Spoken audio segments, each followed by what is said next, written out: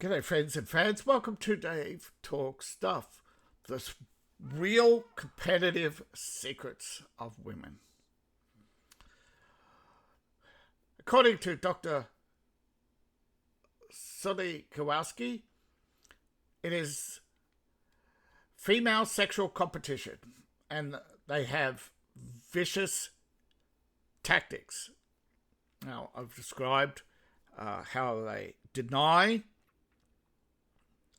how they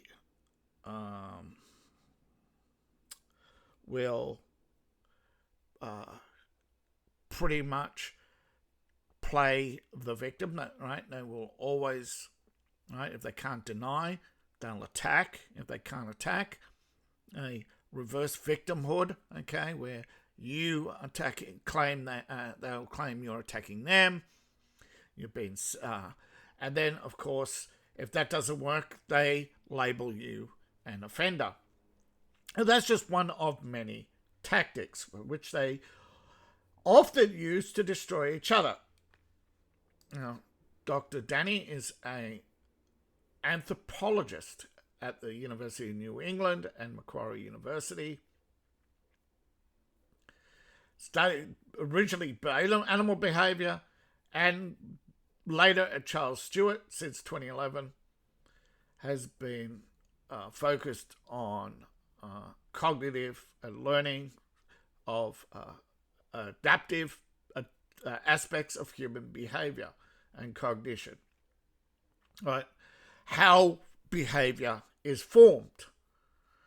So she's a behavioral science expert. Now, long before we had behavioral science experts, we had philosophy, right?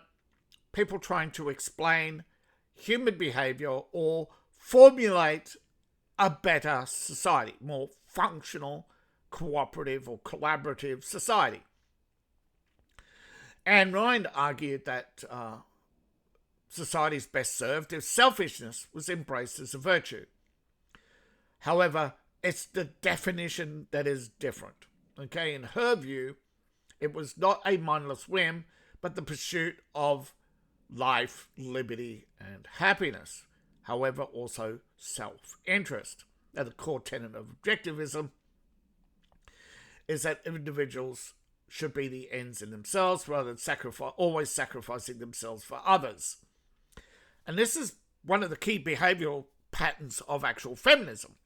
Feminism has seeks to avoid the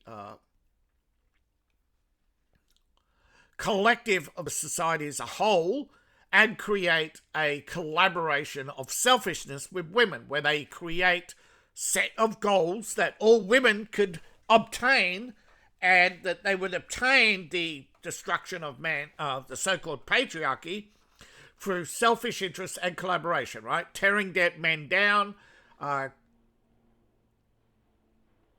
Now, the reality is, according to Dr. Danny, is that it's sexual competition, intersexual competition, that women are not naturally competing to, or, trying to attract each other, right? That they are competing for the strongest, fittest, often youngest, most productive men.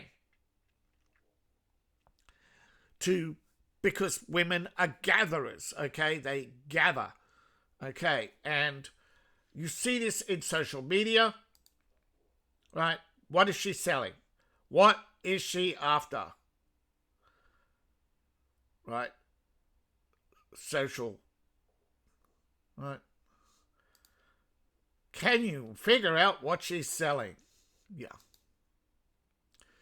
But it's all about competition. Right? And according to Dr. Danny, women are purposely destroying society because they cannot compete. Right? You have far too many women, right? You have more women competing for fewer men. When society was less objective or less feminist or less socialist or less about the workers collective, or there were many things people point to and say, well, since the rise of democracy, we've seen the decline of society, right? That the social cohesion and the rules of social cohesion are under attack and being destroyed. By what? Well, the unspoken society rules of women have changed. Women walk faster when near men. They check over their shoulders. They avoid eye contact and stick to groups, right? So feminism has heightened female paranoia. And when you don't have an outlet for paranoia, it becomes a psychological obsession, and then you can no longer socially bond with turning a stranger into a friend, because you are friend zoning, or in fact really stranger zoning everyone, right? Now you're supposed to have your personal zones are supposed to shrink, but female sexual competition, right, has you ever increasing the amount of men, right? This is the client mentality, right, where more men equals more resources, right? So any surprise? Would anybody surprised that an image search one day will reveal her on OnlyFans? Now, of course, as you can see, it's all about appearances, right? It's not just about beauty. It's about appearing polished, to appear well groomed, and often have a specific body type. As you can see, she is using her two assets to attract attention, rather than any like once upon a time women would tailor themselves to the man. No, now they're tailoring themselves to body types, where she's appealing to the tall and fit. It's usually the same, right? There aren't that many variations of what women are chasing, right? It's either the dick or the body, okay? It's usually the dick, okay? And women who go for the dick tend to be more revealing, right? They're not subtle about their sex and sexuality, whereas those who tend to be more subtle about their sex and sexuality tend to be more about their breasts, their face, the things that men look at rather than touch. Now, you may not believe this, but women are frequently apologizing, even when it's not fault. Why? Well, it's a polite society, right? A polite society is a trusting society. If it's a manipulation, right? They appear to be humble, they appear to be polite, which people often mistake for integrity, right? Or honesty, or humility. But it's actually manipulation. Public perception. Remember, women avoid being too loud or too overtly sexual in public because they do not want to draw negative attention to themselves. But some will, because they get the thrill, usually on upsetting the man they're about. They're aggravating, and that aggravation is a manipulation, right? Getting you to focus on them rather than themselves. Remember, women are about empowerment, body autonomy, their health, their self-care, their fashion, their wealth, and their social standing through their their voice and their face, right? Face, your public perception, your public reputation, and voice, how much voice you have and how many people listen to your voice, and thus what is missing. Did I ever use the word honesty? Is there So there's no integrity.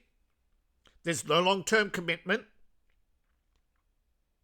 There's no chastity. There's no real humility. It's all focused. There's no other virtue, right? It's no virtue, right? There is no virtue in women's behaviour. It is all performance. And many people have noted that, yes, while more women are saying they're not feminist, that they're feminine, they're still, that's just a word. It is a power play, and people have already begun to notice that.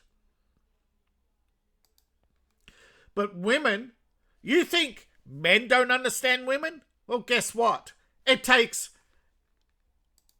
experts to figure out the basic rules of women. It boils down to what every divorced man has encountered.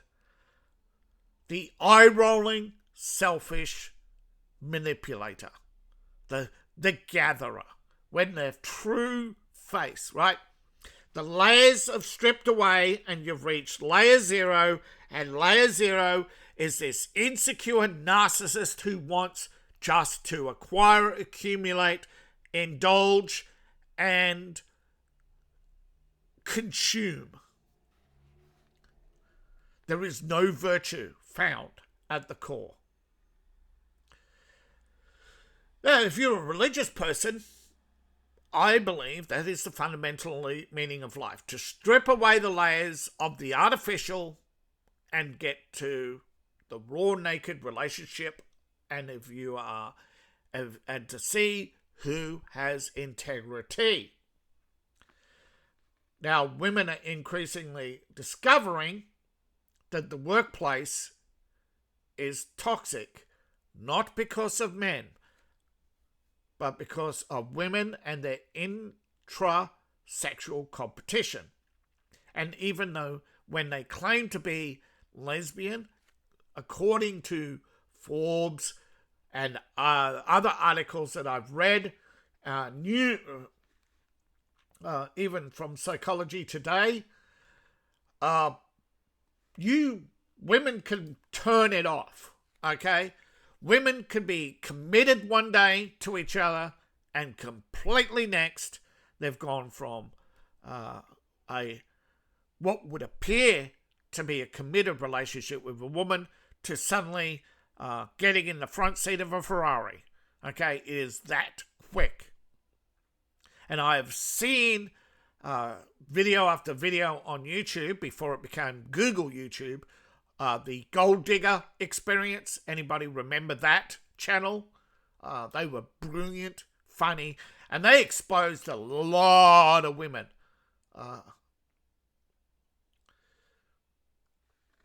Before they drove off in their Ferrari and never looked back. And I don't blame them. I mean, the rules changed. Women became a protected class. But women don't see other women as a protected class. They only see themselves as protected and needing protection. They see the other women, especially in groups, as a threat. So you already see she's got the eye roll going, right? She's not interested, but it's still worth a listen. Article that talks about the difference between women and men intersexual competition, and I find it very interesting because for men they usually compete in a very direct way in terms of physical fitness or gaining status or just gaining wealth, whereas women, when you want to compete with other women, we do it in a very indirect way. One of the most common ways, men, when they're competing, right? Men who are successful will attract other men to them, and yes, sometimes they will mentor down a little bit, not always, but when it comes to women, they expect those above to lift them up.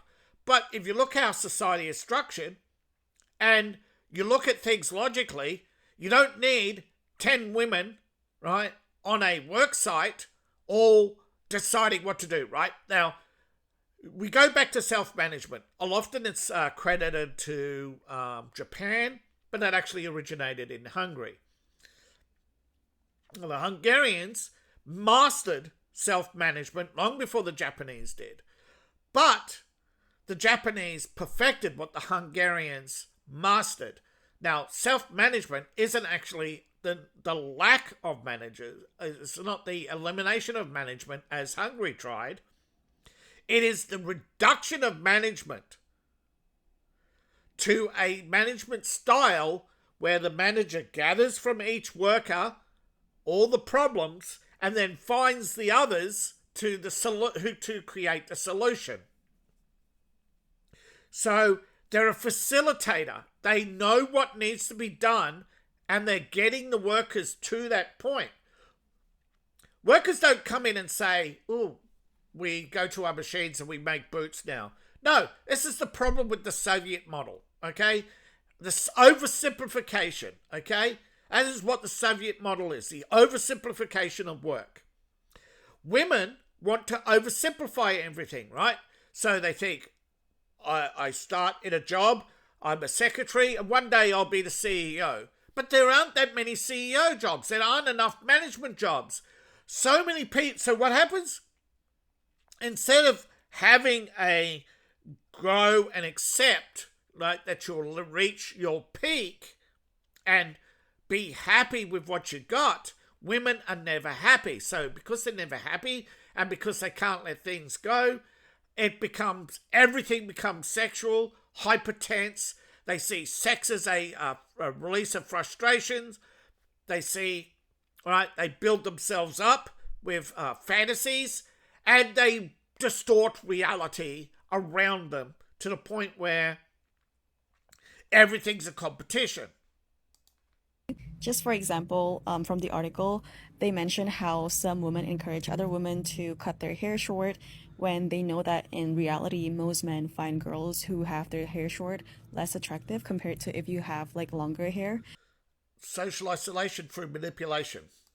And that way you can kind of eliminate girls who have short hair from the pool or like and Social, yes.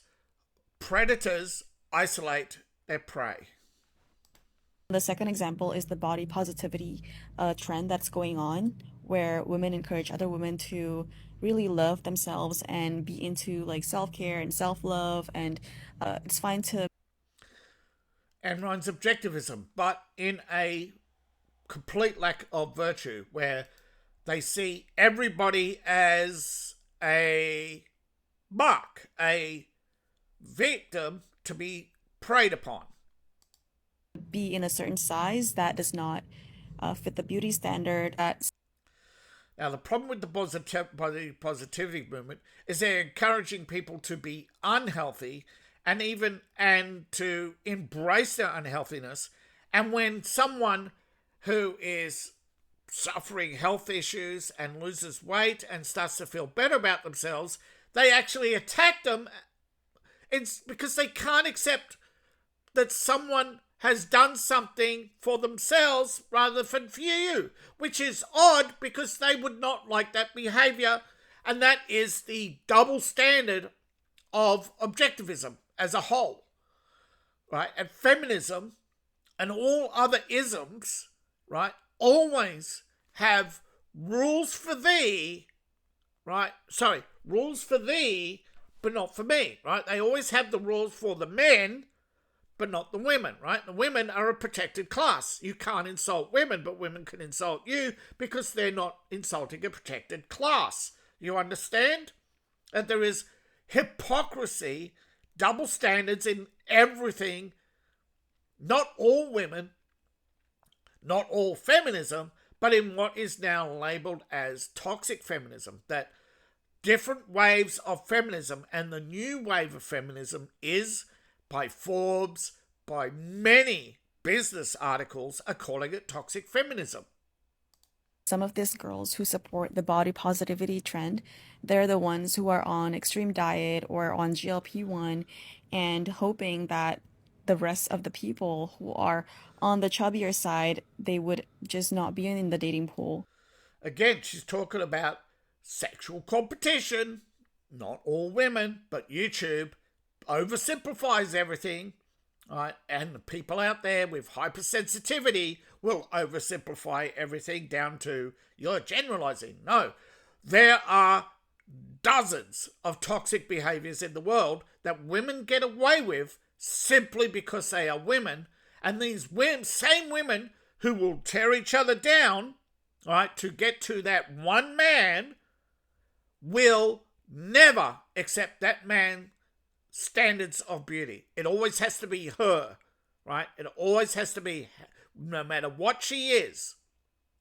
Well, he has to have a certain standard because everything to her is a short-term transaction.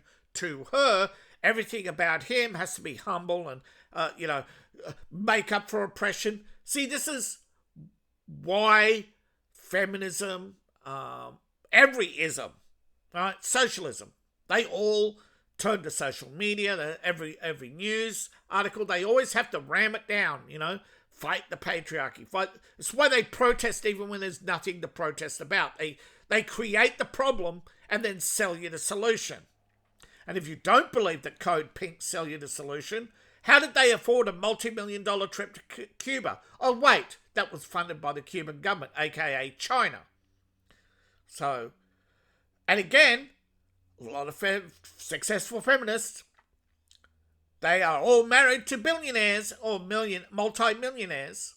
A lot of your male feminists, extremely wealthy social media dilettantes, sitting there with their fake audiences, talking about nothing, much ado about nothing, constant drama, constant insulting.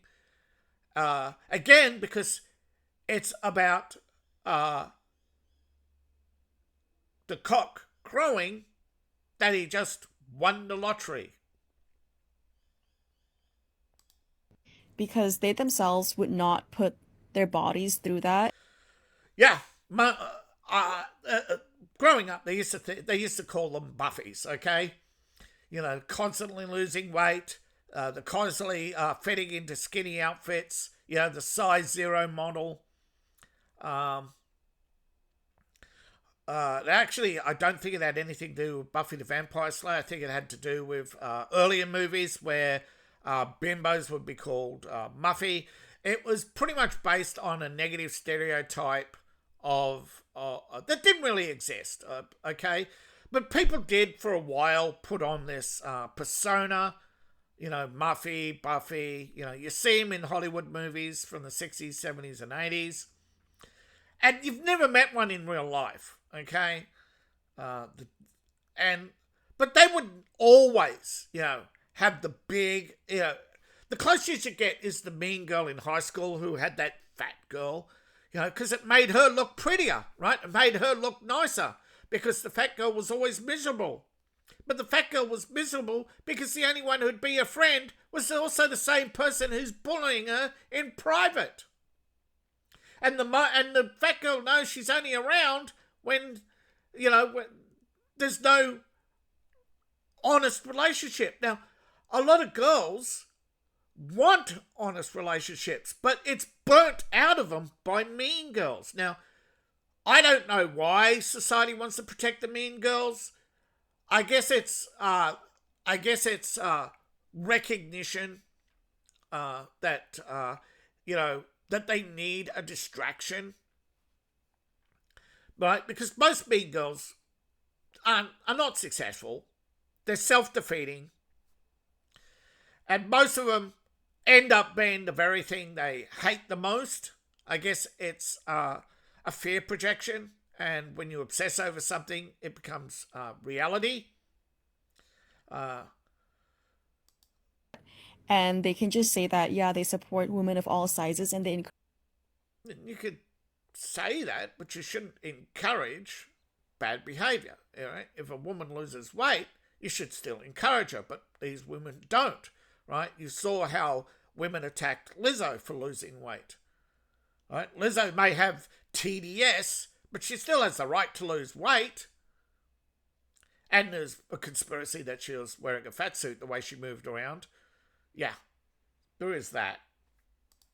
Encourage that, but they themselves wouldn't eat to that point. Reason why women do it in a very subtle way is because if you do it in a very direct way, it could lead to other girls like not liking you immediately because you're too blunt or just being Again, it's about the herd mentality and what I said earlier about wanting to be liked so they can continue to manipulate you. Now, feminine woes. Now, this is all part of a broader study by Danielle Soblowski, Dr. Danielle. Right, it's not here. A lot of them don't mention whether they're doctors or not, but I believe it's an all study by doctors and was published in Forbes, I believe, as well, and Psychology Today, and a few other magazines picked up about the toxic workplace. But personality and individual differences. Well, off with the hair. Now, they're finding commonalities in women's behaviour. Now,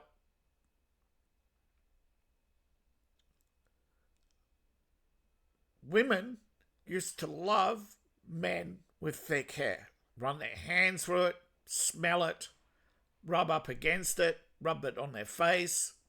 They loved it. But then, psychologically, they were talked into liking different beauty standards. Like women used to have big hair. Now, increasingly, it's get shorter and shorter. Why? To destroy attractiveness. Remember, the women who destroy attractiveness have everything they want. They are formulating society to conform to them, to their power, to their needs, to their wants, to their political ambitions. Everything comes down to sexual competition and using that to get resources. Okay? They're using their beauty, their youth, their fertility to keep men distracted, to keep men disorganized, to keep men oppressed, to keep men from being happy, to basically keep men from enjoying life without them. That if you enjoy, that you have to be spending more on them. You have to be protecting them. You have to be elevating them. Everything is about their selfish desires. But they do not recognize that you have any right to your self-interest or your desires. And it shows increasingly that women are hyper-competitive, and now many women are realizing that the biggest competitor, their biggest threat to their safety and their well-being mentally or their security at work is, the protection from men. Women's desire is limited. It doesn't protect you from the dangers of... so all this desire to be protected from men, there's no protection from women. Because women are a protected class. They're just supposed to be part of a sisterhood. Well, more and more women are finding out that sisterhood is a facade. There's a bunch of queen bees like Jane Fonda, Code Pink, Madonna, who all, Taylor Swift, who just basically exploit feminism and the cult of feminism, I should say, to basically bring in the herd to blindly support you. Even if you're spending thousands of dollars you don't have, your entire month's salary just to listen to them for an hour, which you could do endlessly on recording. But again, it's more about social standing, right? To say, I was there, right? To have pats on the back. Again, all short-term goals. So it's sacrificing all your So it's not really Ayn Rand's objectives, because Ayn Rand was talking about against altruism, rationality, interest, not not having you can have relationships with people whose interests do not clash with yours. Do not sacrifice your interests for others. Let them build their life. Do not build on the misfortune of others. There was some virtue there. In feminism, tearing each other down, not using the words of body positivity to manipulate others to make them less attractive, or to make them feel that instead of they need to lose weight because of their health, they shame them for losing weight, even though they may need to lose weight. It's common with hairdressers to want to do the quickest cuts and often cutting it all off, because they want that long hair to sell. They want the hair for wigs. So, yeah, they encourage you to grow your hair out and then cut it off. Sometimes even giving women free cuts to go from really long to really short.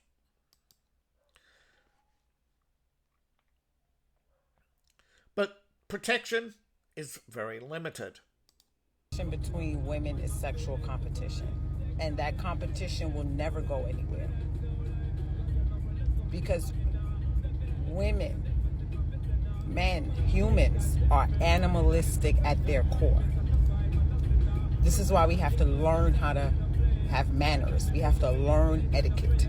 We have to learn how to not be violent. There are ways of being that will never leave our beingness. And women have a hard time accepting that. Men don't. Men understand violence and all these things. Women have a hard time understanding that for the duration of your life, you are going to have to protect yourself. And I don't mean only from violence. I mean from mental violence, emotional violence, all these things that women give up when they get in relationships with men. You have to still remain on guard. Never get comfortable. I don't care how much you love anybody. I'm not.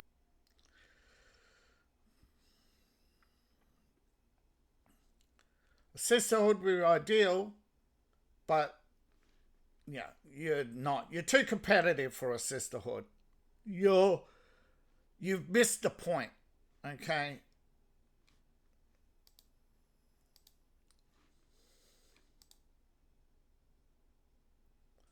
She misses the point completely. Would she give two hoots about it? No. Now, according to Psychology Today, right, women rely on veiled aggression towards other women, aka verbal gymnastics, right? They hide behind groups, right, to avoid physical confrontation, right? Women of high status tend to be more and more attractive. They actually need less help and less protection from other women, so they have no vested interest in your safety or security, right? In extreme cases, they see you as a threat and will be violent towards you, aka the rise in crime against women by women. Right? Competitiveness, aggressiveness, and violence normally is associated only with men. Yet the reality is that's only 83% of the time. The reality is female aggression is rising. Now, Charles Darwin was noticed intrasexual competition between males and understood that male mayhem was to gain the attention and reproductive favor of females. However, science failed to investigate female sexuality. They always assumed women would act submissive. Now, this was actually a social construct. For thousands of years, women have been submissive to protect themselves, to guard their core against aggression. Right? that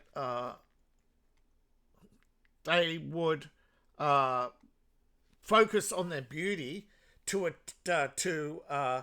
and get married early to the most aggressive male they can find, and stay married to the most aggressive male for as long as they could, and put up with his infidelity because they would trade that for protection, right? And there was a general understood, right, that, if someone messed with your woman, right, you kill him, not her. But women increasingly began to cheat.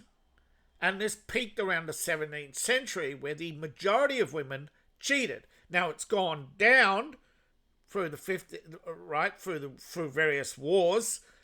So since World War II, right, leading up to World War I, World War II, society was transformative, but then it's now regressed, right? Now we're becoming more high right, and leading up to World War I, World War II, hyper competition was on the rise again in both men and women, and we're seeing that again, hyper competitiveness, right? Refusal to back down, refusal to compromise, refusal to cooperate, and if you notice, men are more virtuous than women. Women use virtue as a form of passive aggressive, as a tool of competition. And that a woman who is passive and uncompetitive is in the wrong, right? So a woman who is satisfied in a marriage is a threat to a hyper-competitive woman because she needs to be validated. And they pick more on each other than they do against men. They want men to be passive because they see men as the physical threat, not other women, even though violence by women against women is on the rise. And you know what? The majority of violence by women to women goes unreported every year. Second, high status and attractive women need less help, less protection from other women. So they're, again, less likely to get married, right? They're more focused on their beauty, their standards their social standing, their uniformity, right? How they conform to their group, right? In extreme cases, they do form groups for sexual manipulation of each other as part of this hyper competition, which is why you think 75% divorce rate amongst lesbians starts to make sense, right? That you have two hyper competitive people. So are women naturally submissive? Well, most people are, right? Competition comes from larger groups. The larger the group, the more competition. And eventually when the competition it's like, it's like a bell curve. You reach a peak in the middle and then it falls off. Competition falls off. More and more people check out because the most attractive will always win. So people don't even try. And that is when society collapses. So that's why we keep going in cycles, right? Because out of 750 people, 20 to 30 will be naturally submissive. And then you have those who are naturally, so you got the submissive to the aggressive, and in the middle you have normal. The problem is that the two ends, right, horseshoe theory, the two ends are always trying to drag the peak down, right, to their animalistic, simplistic level, right? Remember, sexual competition is a core value, right? It is think of it as layers where you have zero, right? Zero being yourself, who you really are. Layer one is the family. Then you have layer two, the close friends, layer three, your social group, layer four, maybe your work group or extended social group, for a club, and layer five being general society. Right? Generally, you rarely find people who are promiscuous for long who are actually really promiscuous. Rather, they are hyper-competitive. And once they've got what they want, they're no longer promiscuous. It's called That's why they chase being satisfied, can't be satisfied, but some people are suddenly satisfied and then switch it off, right? So, and often you had examples throughout history where you had foot binding in China for meeting beauty standards, hair cutting in some societies. You couldn't have long hair in Roman society unless you were a citizen or of good standing. If you're rich, you were allowed to wear jewelry. If not, you had to wear plain clothes. Only certain colors could be worn by certain people. Same with silk. Rome knew where silk came from, but had no desire to meet the Chinese. Why? Because they'd met the Mongols and didn't want to fight their way through them. They didn't know how to fight their way through them. That's why the Romans stayed in their forts in Romania.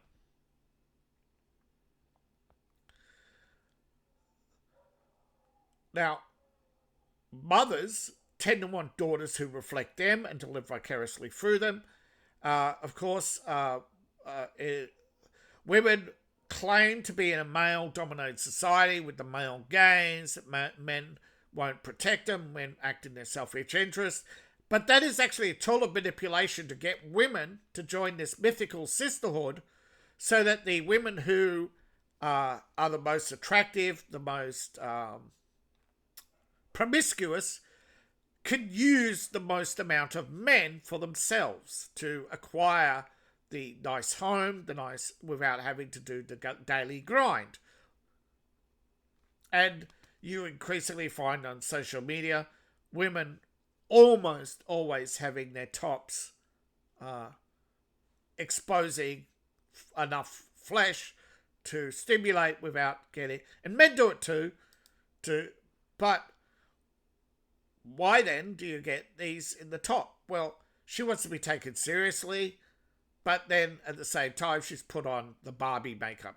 She's totally plastic, the fake eyebrows, the sculpted eyelashes, the flesh tone lips, if you know which flesh tone I'm talking about. Look, even the nose, right? Even the nose and the nostrils, right? She has totally eliminated every blemish, every blur, right? The perfectionist, right? The sculpted. Again, she's talking about dangers and the cause of danger. The cause of danger is to provoke aggression in others, okay? Men don't typically look for a fight. Men come home wanting peace. When it comes to women, right, they look at men and think we're centered and selfish and contradictory, when in reality they are projecting their own faults onto us over and over and over again. And we've all heard it. Every day for the past 30 years, you high-heeled pit bulls have blamed us for everything. From not being able to get into Harvard to not being able to get into stretch pants. But according to Dr. Danny, almost everything women do is either human or animalistic behavior that is either programmed or through genetics or through social constructs. And we're getting to the point where we're starting to tell the difference between, someone's homeschooled, right? Oh, you don't fit, because they don't fit in with all the buzzwords, right? This is what they do. The nose rings, the coloured hair. They are all tribalistic. The men with beards, the men with little skull caps. They all tribalistic symbols to belong to a group. And group dynamics and group aggression comes from the people who cannot accept their own faults, cannot deal with their own faults, can only project their faults onto others. So even when they might be right that the biggest competition in the world is between women for sexual partners, you can't blame the violence on men. Violence has to, other than the minority, the smallest minority, right, the 13% of society, the recidivist, they constantly get the... This is the sad part. If the minority did not get the woman, right, probably those numbers of violence would go down.